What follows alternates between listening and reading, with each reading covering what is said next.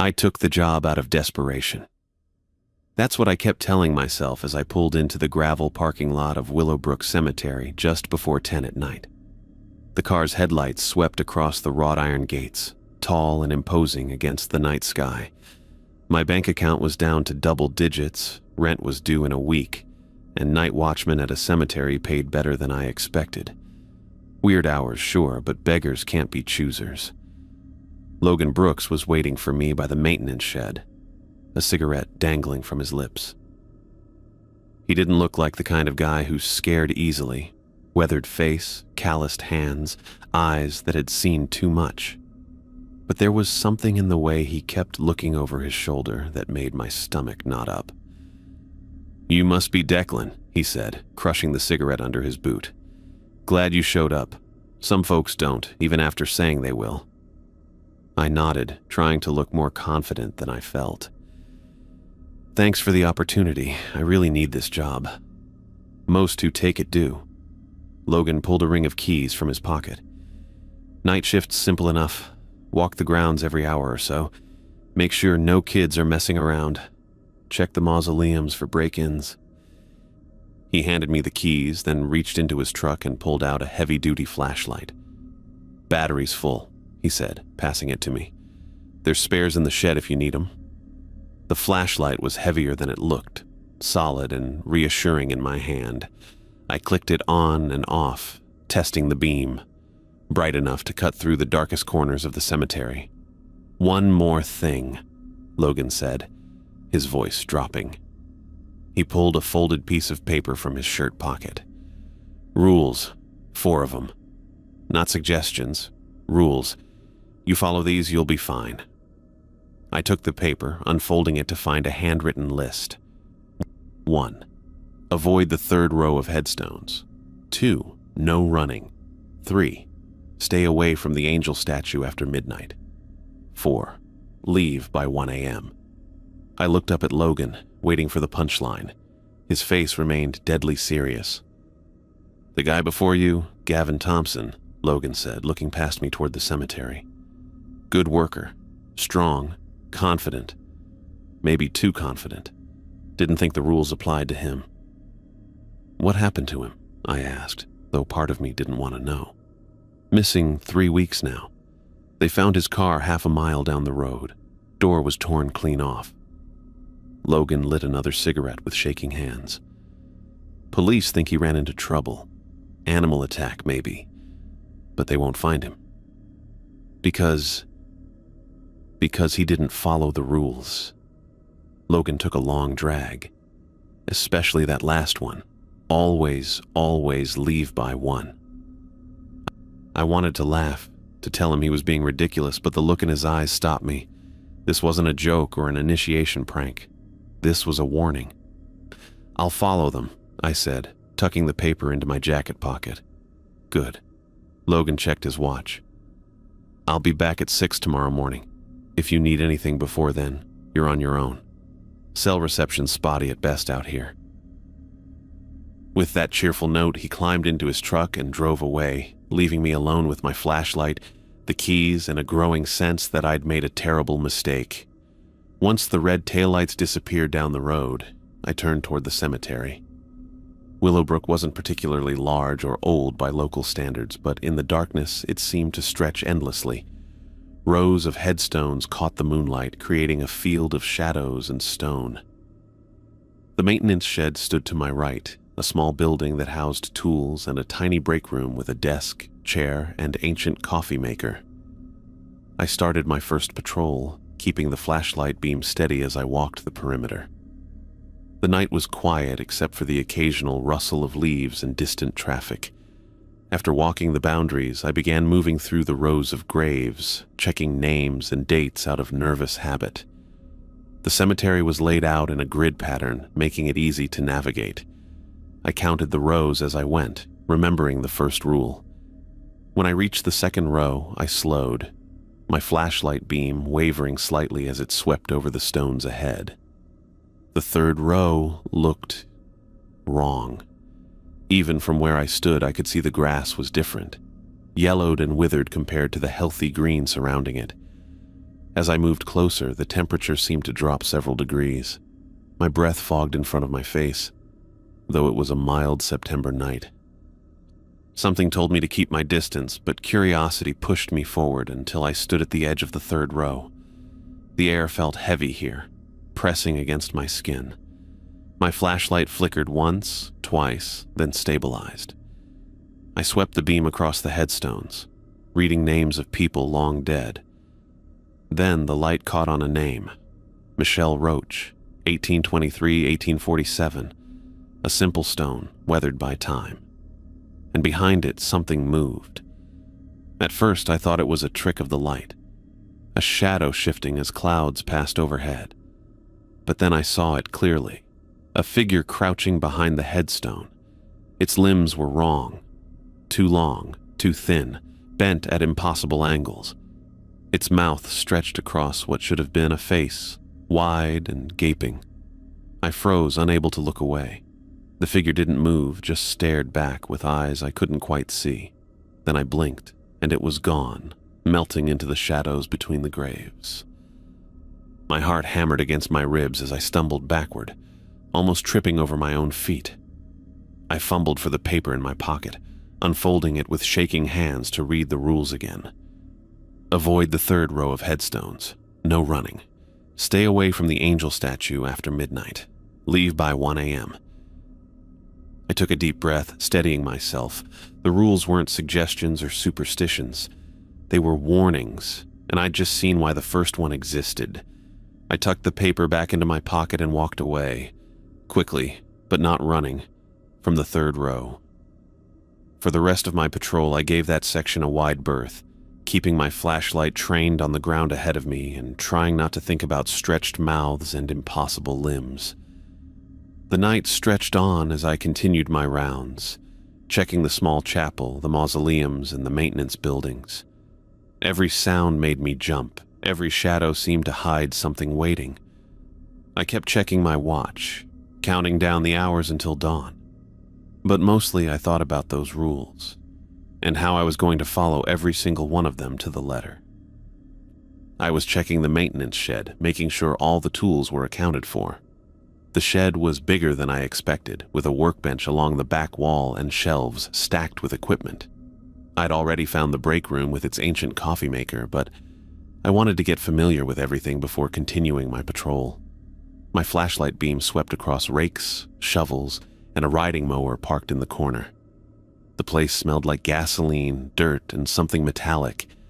I picked up a clipboard hanging by the door, flipping through the maintenance logs to get a sense of the regular upkeep. That's when I heard it. Footsteps. Not mine. Someone else's. They came from outside, crunching on gravel. I froze, listening.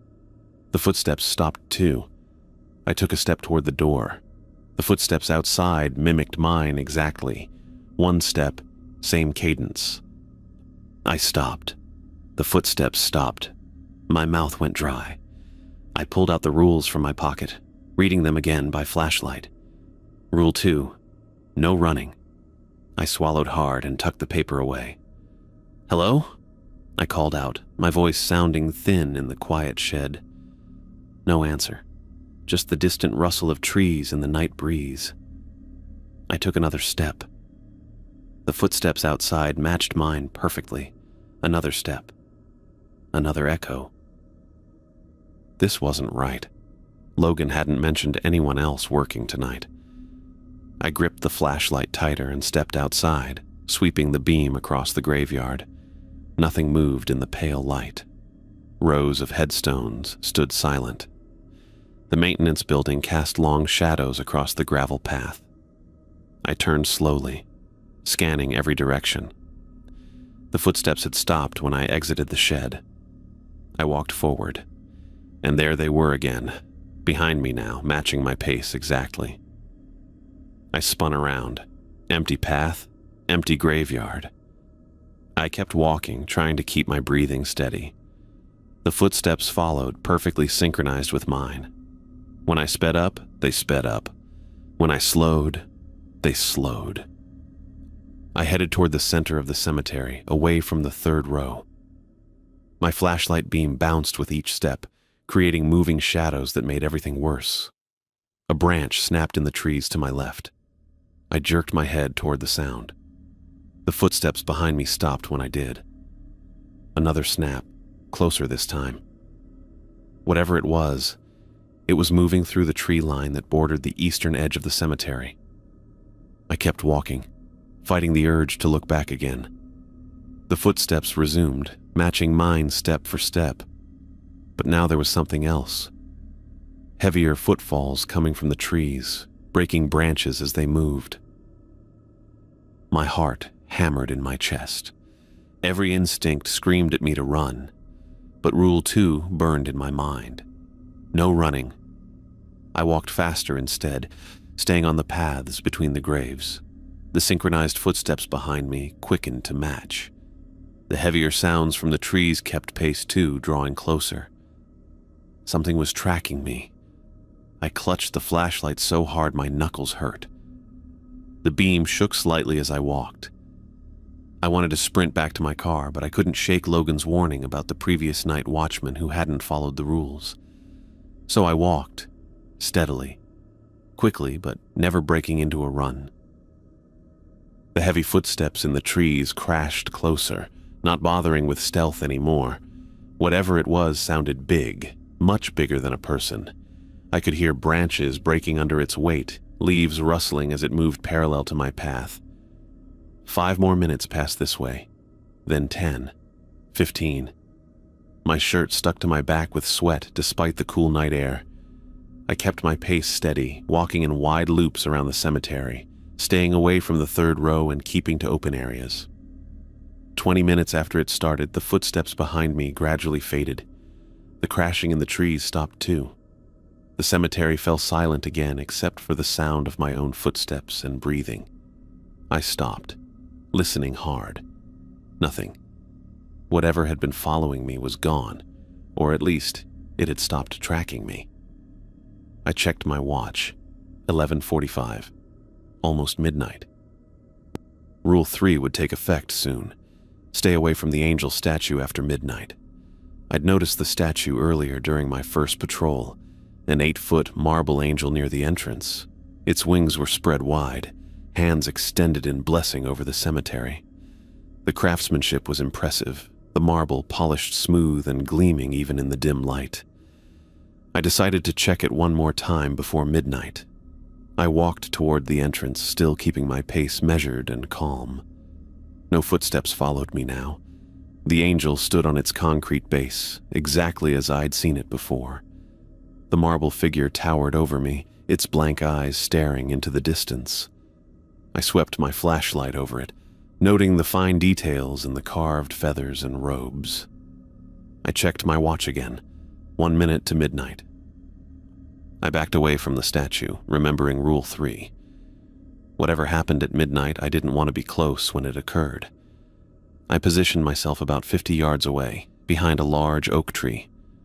From here, I could still see the statue clearly, but I figured this was far enough to count as staying away from it. My watch beeped softly. Midnight. I looked up at the angel statue and felt my breath catch. It was gone. The concrete pedestal stood empty. The massive marble statue had completely vanished. I blinked hard, thinking my eyes were playing tricks.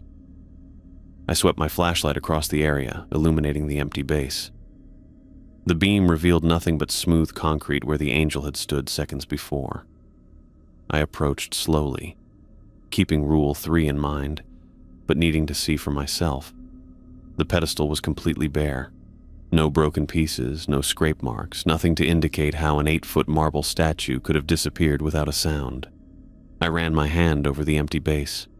The concrete was cool and smooth under my fingers. There were no tool marks, no damage, absolutely nothing to explain what had happened. They never tell the new ones everything they should know. I froze at the sound of a woman's voice directly behind me. I turned around and found a young woman standing just a few feet away. She wore a white dress that looked like something from another time, high-necked with lace trim and a bodice that cinched at her waist before flowing down in layers of fabric. Her dark hair was pulled back from her face, a few loose strands framing pale features. "They never tell the new ones everything they should know," she repeated, her voice soft but clear in the night air. I stepped back from the empty pedestal, my hand falling away from the smooth concrete. "Who are you?" She didn't move closer, just watched me with eyes that seemed to reflect more moonlight than they should. "The woman never leaves," she said, ignoring my question. "She's bound to this place." My mouth felt dry. "What woman?" "The one they tried to hide." She tilted her head slightly, studying me. "The last watchman. He tried to help find her grave." "Gavin?" I asked, the name catching in my throat. She nodded once. "He wanted to help her rest." I glanced back at the empty pedestal where the angel statue had stood just minutes ago. The third rule suddenly made more sense. Stay away from the angel statue after midnight, not because the statue itself was dangerous, but because of what happened when it disappeared. "This is about the angel," I said, pieces clicking together in my head. "The statue. That's why it's gone." The woman's lips curved into a smile that didn't reach her eyes. "Smart. Smarter than the last one." As I watched, her appearance began to change. Her skin turned translucent, like frosted glass, with blue-black veins visible underneath. Her eyes darkened until they were completely black, like pools of oil reflecting nothing. Her mouth opened slightly, revealing teeth that seemed to multiply and sharpen before my eyes, becoming needle-like points crowding her mouth. "You should run now," she said, her voice taking on a brittle, crystalline quality. "It's almost time." I didn't need to be told twice. I broke into a sprint toward the entrance, breaking rule number 2 without hesitation. Behind me, laughter rang out, high and clear like breaking glass, following me through the dark cemetery. I fumbled with my keys at my car, dropping them once before managing to unlock the door and throw myself inside. I started the engine with shaking hands and pulled away from the cemetery, gravel spraying under my tires. In my rearview mirror, I could see her standing at the cemetery gates, completely motionless, watching my retreat. She didn't try to follow, just stood there like a pale sentinel until I turned onto the main road and she disappeared from view. I drove until I found an all-night diner about 15 minutes away, pulled into the parking lot, and sat there with the engine running for several minutes, trying to get my breathing under control. Eventually, I went inside, ordered coffee I didn't drink, and stayed in a booth until the sky lightened with dawn. There was no way I was going back to that cemetery before daylight. At 8 in the morning, I drove back to Willowbrook Cemetery. The gravel crunched under my tires as I pulled into the parking lot, the place looking completely different in the morning light. Logan's truck was already there, parked near the maintenance shed. I found him by one of the mausoleums, replacing dead flowers with fresh ones from a plastic bucket at his feet. "You're still alive," he said when he saw me, not sounding particularly surprised. "Good." "The rules," I said, not bothering with pleasantries. "They're real." Logan set down a bunch of yellow carnations and straightened up. "Told you they were." "I saw her, a woman in white. She said something about the last watchman trying to help find a grave." Logan's weathered face hardened. Gavin thought he knew better, thought he could solve things. He picked up the bucket of flowers, found his car half a mile down the road. Door wasn't just open, it was torn clean off, metal bent like it was paper. I looked toward the cemetery entrance. The angel statue stood on its pedestal, exactly where it had been yesterday, wings spread and hands extended in blessing.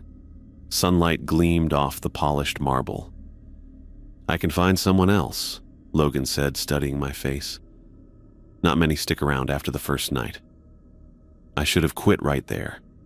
Should have handed back the keys and walked away. But something about what I'd seen, what I'd experienced, it pulled at me. There were answers in that cemetery, explanations for things I couldn't understand. "I'll be back tonight," I heard myself say, surprising both of us. Same time, Logan nodded slowly. Your funeral, he muttered, then added, just follow the rules this time. All of them. I looked back at the angel statue, standing innocently in the morning light. Part of me was terrified to return, but another part, the part that had made me approach the third row and watch the angel statue at midnight, needed to know more about what happened in Willowbrook Cemetery after dark. I came back for my second night better prepared than before. My backpack held extra flashlight batteries, a thermos of hot coffee, and a small notebook where I'd sketched the cemetery layout from memory. The weight of it against my back felt reassuring as I walked through the gates of Willowbrook Cemetery. The gravel crunched under my shoes as I made my way to the maintenance shed. The night air felt colder than yesterday, or maybe it was just my nerves. I unlocked the maintenance shed and set up a small base of operations, coffee on the desk, notebook open, flashlight checked and rechecked. The rules paper sat beside my makeshift workstation, a constant reminder of what I needed to avoid. My watch read 10:30 when I started my first patrol. The beam of my flashlight cut through the darkness as I walked the perimeter, making mental notes of any changes since last night. Everything looked normal. Tombstones stood in neat rows, the mausoleums were undisturbed, and the chapel door remained locked. I took careful steps to avoid the third row of headstones. Even from a distance, I could see the yellowed grass that marked its boundary. But tonight, something was different. Movement caught my eye, shadows shifting between the markers. I stopped and aimed my light directly at the row. Figures stood among the graves. 3, maybe 4 of them, their forms blurry and indistinct like heat mirages. They didn't move away from my light like normal trespassers would. Instead, they turned toward me, their faces hidden in darkness. One raised what might have been an arm, pointing directly at me. I heard whispers carried on the wind, too faint to make out words but clearly coming from their direction. The figures never crossed the boundary of dead grass, staying firmly within the third row as if confined there. I backed away, keeping my eyes on them until I reached a safe distance. In my notebook I wrote, 10:45 p.m. Multiple entities in third row, pointing, whispering, confined to their area. For the next half hour I continued my patrol, giving the third row a wide berth. The coffee kept me alert as I checked each section of the cemetery, methodically working through my mental checklist. At 11:15, the footsteps started again. Just like last night, they matched my pace perfectly at first. One step for each of mine. But something changed. The footsteps began to circle, growing louder, no longer mirroring my movements. They came from the left, then behind me, then to my right, drawing closer with each circuit. I froze, listening. The steps continued for 3 more paces before stopping. Whatever was making them was now closer than it had been yesterday. My flashlight beam swept the area, revealing nothing but graves and shadows. I took a step forward, and the footsteps followed, not in sync anymore, but deliberately trailing me. I quickened my pace slightly, careful not to run. Near the eastern fence, where the ground was soft from recent rain, I noticed something in the mud. Kneeling down, I directed my light at the impressions in the earth. Footprints, but not human. Each print had 3 distinct toes ending in sharp points that dug deep into the soil. They were small, maybe 6 inches long, but pressed so deeply into the mud that whatever made them must have been heavy. I pulled out my phone and took several pictures, then sketched the prints in my notebook, adding measurements and details. Below the drawing, I wrote, 11:27 p.m.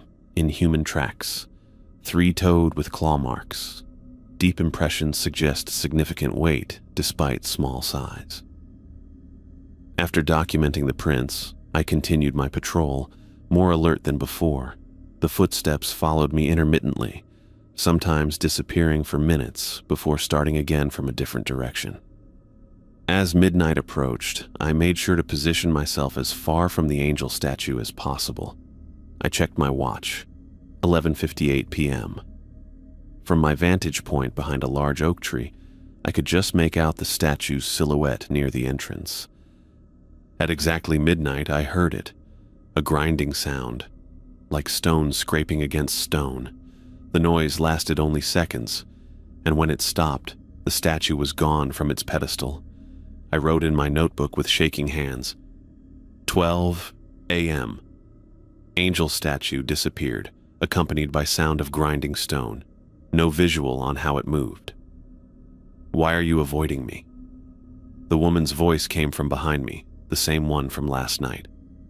I turned slowly. She stood 10 feet away, still wearing that white period dress, her dark hair moving slightly though there was no wind. Tonight, her appearance seemed more solid, less like a normal woman and more like the entity I knew her to be. Skin too pale, eyes too dark. I'm just doing my job, I said, taking a step backward. Your job requires you to run away? Her head tilted at an unnatural angle. My job requires me to patrol the entire cemetery. She smiled, showing teeth that looked normal at first glance but seemed to multiply the longer I looked. You're not like the others. You're curious, I can see it. Movement in my peripheral vision drew my attention. From the shadows between graves, more shapes emerged. Twisted figures with elongated limbs and glowing eyes that reflected my flashlight beam. They moved with a jerky, unnatural gait, keeping their distance but clearly aware of me. I counted 6 distinct entities, each more grotesque than the last. One appeared to walk on all fours, its back bent at an impossible angle. Another seemed to float inches above the ground, its lower half fading into mist. My friends wanted to meet you, the woman said. They don't often get visitors who leave. I checked my watch. 12:22 a.m. Still plenty of time before 1 o'clock. What happened to Gavin? I asked, hoping to keep her talking while maintaining my distance. Her smile widened. He wanted to help. He stayed too long. The entities circled wider, keeping at least 20 yards between us. I continued my patrol, walking backward when necessary to keep them all in view. Every few minutes, I checked my watch. 12:35 a.m. The woman followed at a consistent distance, occasionally disappearing and reappearing closer, but never touching me. 12:47 a.m. The other entities grew bolder, their circling pattern tightening. The one on all fours left scratch marks in the earth as it moved. I documented everything in short, hurried notes, my handwriting growing messier as the minutes passed. At 12:58, I closed my notebook and placed it in my backpack.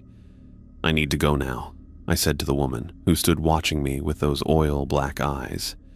So soon? She asked, her voice cracking like thin ice. The night is just beginning.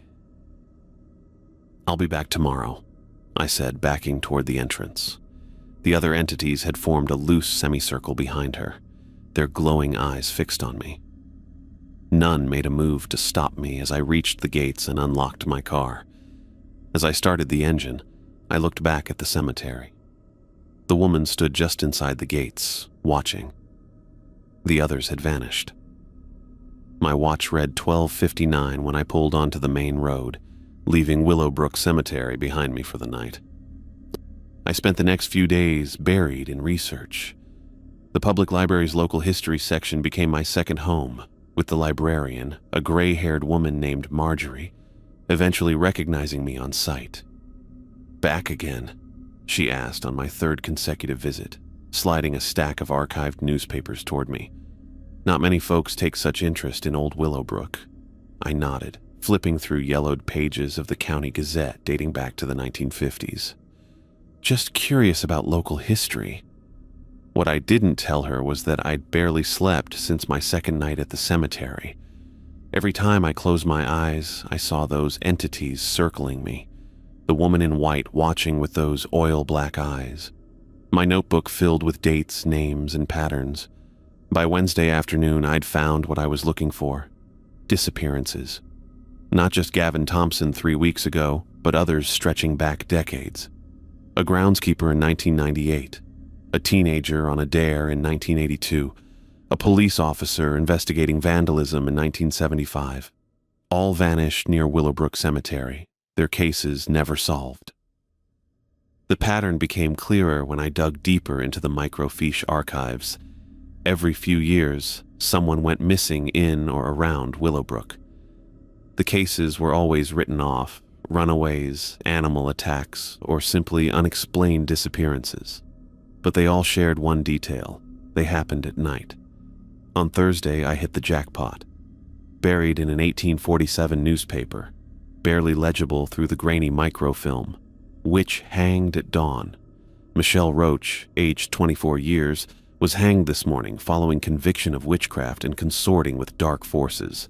Multiple witnesses testified to seeing Miss Roach walking after sunset in Willowbrook Cemetery, speaking to unseen entities and performing rituals over fresh graves.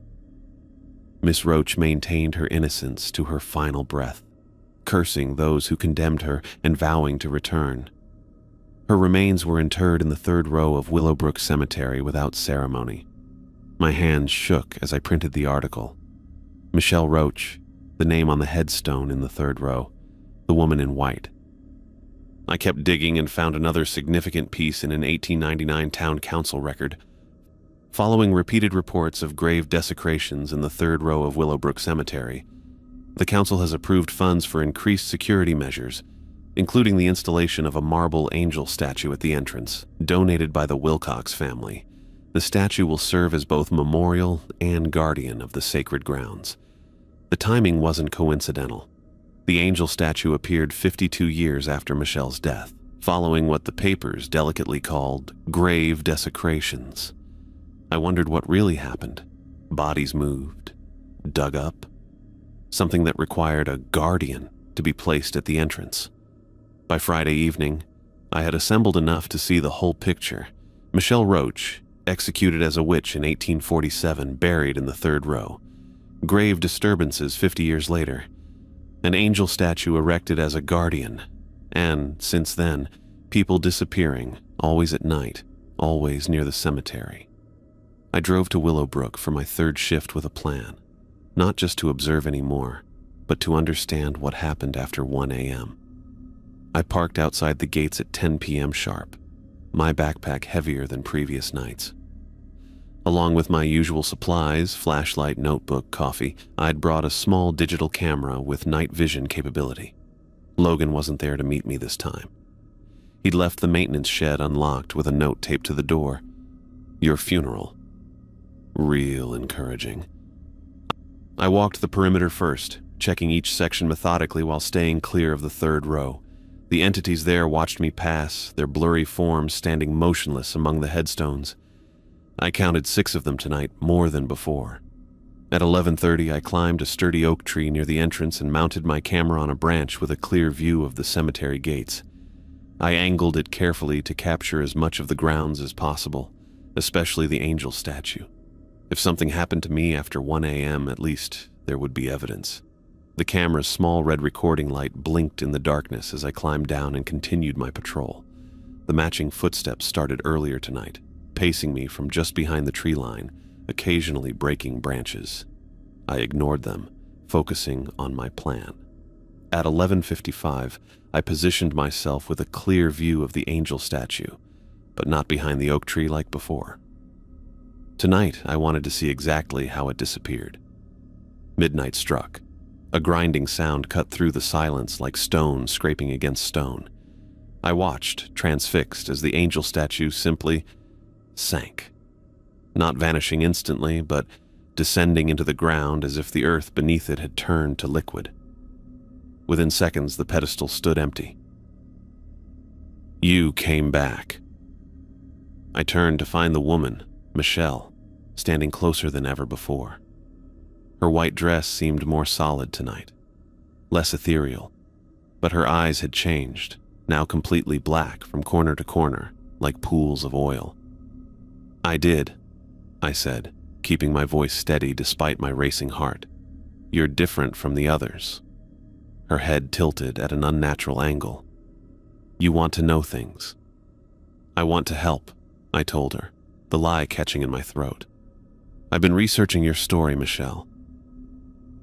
Her expression changed at the sound of her name. Surprise, then anger. The air around us grew colder. You know who I am. Her voice cracked like thin ice breaking. Then you know what they did to me. They hanged you in 1847, called you a witch. I wasn't a witch. Her form flickered, momentarily showing something less human underneath, something with too many angles. I could just see them, the ones already here, the ones between worlds. Around us, more entities emerged from the darkness than I'd seen on previous nights. The crawling one with the bent back, the floating one with legs that dissolved into mist. New ones too, a tall figure with arms that reached the ground, another with no visible face, just smooth skin where features should be. What happens at 1 o'clock? I asked, glancing at my watch. 12:22 a.m. Michelle smiled, revealing teeth that were now all needle-sharp. The veil thins, the worlds touch, and those who stay. She gestured to the entities surrounding us. They join us. Like Gavin? He wanted to help me, too. Her smile widened impossibly. He's still looking for my grave. I backed up a step, maintaining distance between us. Your headstone is in the 3rd row. My headstone, she hissed, the words twisting with bitterness. Not my bones. The entities circled us, keeping their distance, but watching with gleaming eyes that reflected my flashlight beam. Help me find where they really buried me, Michelle demanded, her voice taking on an edge of desperation. They moved me. They hid me. Who did? The ones who feared what I'd become. Her form flickered again, momentarily revealing something tall and spindly beneath the human appearance. Help me find my grave, and I'll let you leave. I checked my watch again. 12:40 a.m. I needed to keep her talking until I could make my exit before 1 a.m. The angel statue, I said. It was put there after your death. Something about grave desecrations. Michelle laughed, a sound like glass breaking. They couldn't keep me in the ground. I kept coming back. So they moved me, hid me, and put their guardian angel to watch over me. The entities drew closer, their circle tightening. I noticed with growing unease that they positioned themselves between me and the cemetery gates. I'll help you, I lied again, watching the minutes tick by. 12:50 a.m. But I need to come back with tools to look properly. Michelle's face contorted with rage. No more leaving, no more waiting. The ground beneath her feet blackened as if burning. You will help me now. At 12:55, I turned and ran toward the exit, no longer caring about Rule 2. The gates loomed ahead, my car visible just beyond them. I fumbled for my keys as I ran, the entities howling behind me. I reached the gates and jammed my key into the lock, but it wouldn't turn.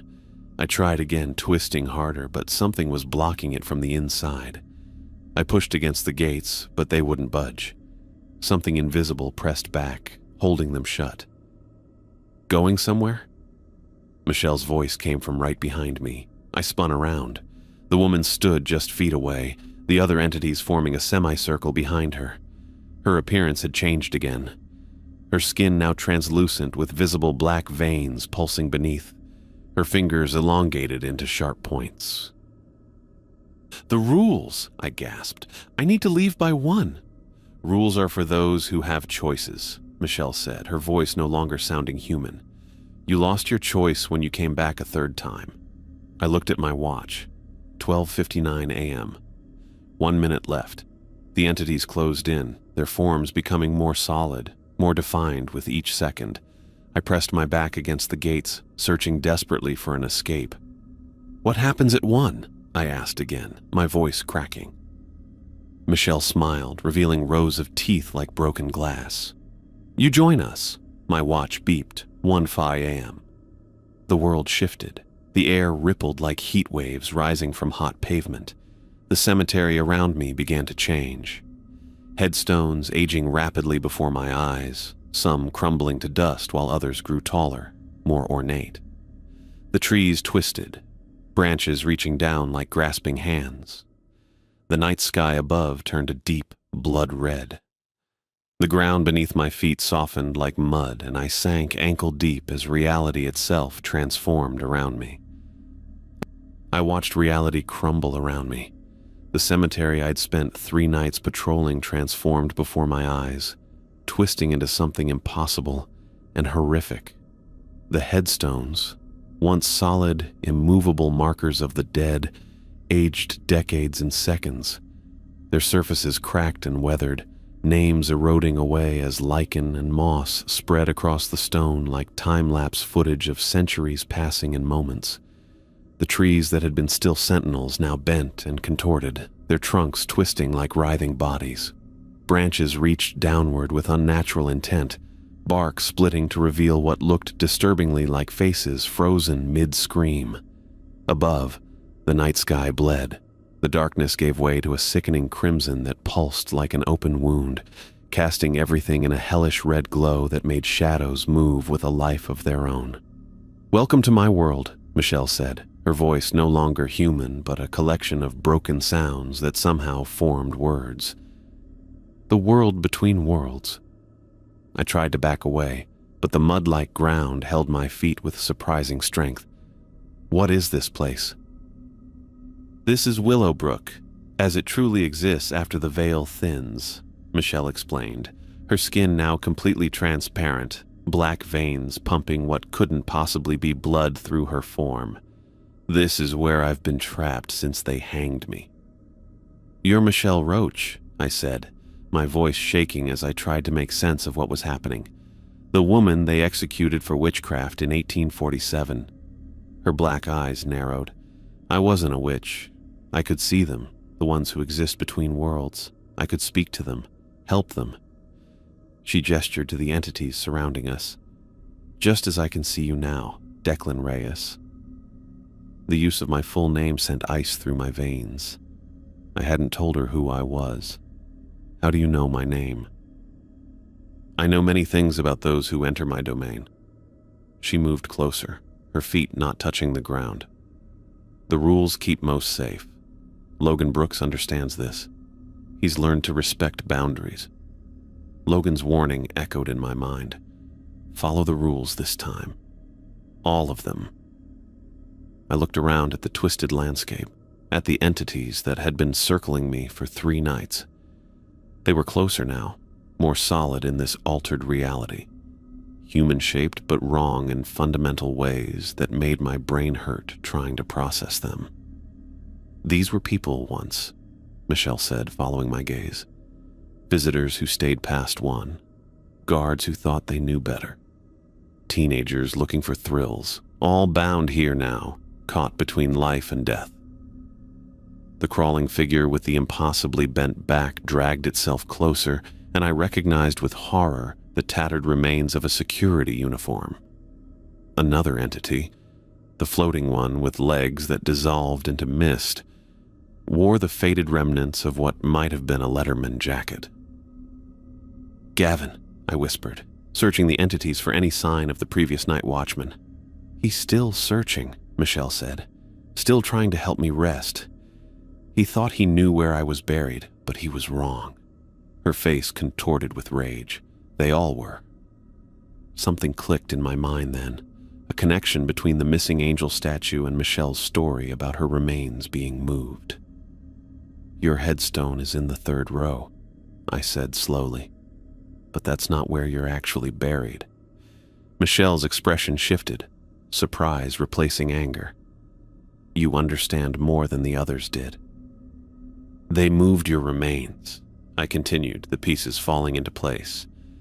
"After you were executed, they buried you in the 3rd row, but when you started coming back, they dug you up and hid your body somewhere else." "Yes," she hissed, the sound like wind through dead leaves. "They feared what I might become, what I had already become." I thought about the angel statue, installed decades after Michelle's death according to the town records. A guardian, the documents had called it. A memorial. "The angel," I said with sudden certainty. They buried you under the angel statue, didn't they? That's why it disappears at midnight. It's sinking into your grave." Michelle went completely still, her form flickering like a bad television signal.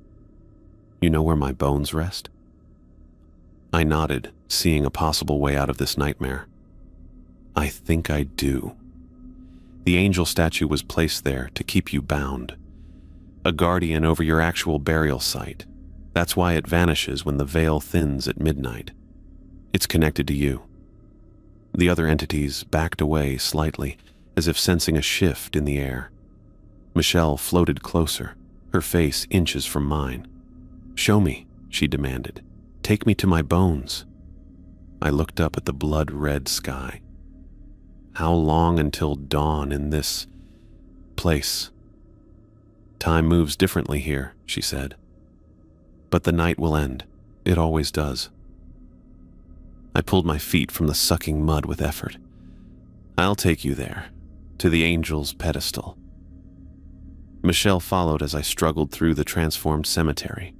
The ground fought against each step, trees reached with grasping branches, and the other entities trailed behind like a macabre parade. The geography had shifted in this warped reality. Distances stretched and compressed in impossible ways, but eventually we reached the empty concrete base where the angel statue stood during daylight hours. "Here," I said, pointing to the ground beneath the pedestal. "This is where they hid you. Not in the third row with the headstone bearing your name, but here, under a guardian meant to keep you contained." Michelle circled the concrete base, her form growing more solid with each pass. "I've been searching for so long," she whispered, trapped between worlds, unable to move on. She knelt beside the pedestal and placed her hand on the ground. The moment her fingers touched the earth, the entire cemetery began to shake. The blood-red sky pulsed violently, trees whipped back and forth, and the ground heaved like a stormy sea. The concrete base of the angel statue cracked down the middle, splitting open to reveal dark soil beneath. Michelle's form began to change, her features becoming more human, more real. The black veins faded. Her eyes regained whites around dark irises. She looked at me with an expression that might have been gratitude before the shaking intensified, throwing me to the ground.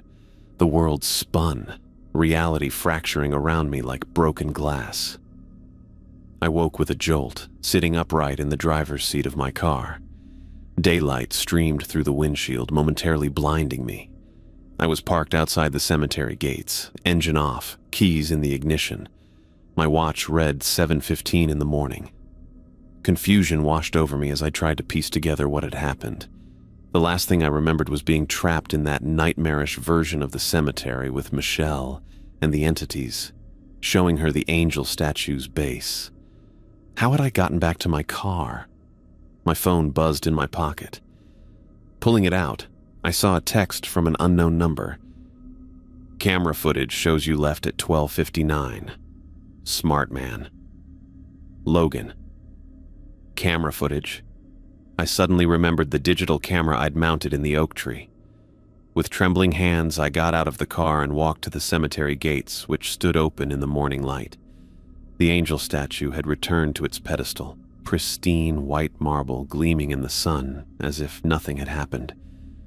I found my camera still strapped to the branch where I'd left it. Rewinding the footage, I watched in disbelief as it showed me calmly walking out of the cemetery at 12:59, getting into my car and driving away, all while I had no memory of doing so. I called Logan immediately and told him I quit. He didn't sound surprised or try to change my mind. He just said, "Figured as much," and hung up. Months passed. I found another job, tried to put the events at Willowbrook behind me. Then one morning I saw the headline in the local paper, "Historic Willowbrook Cemetery Permanently Closed."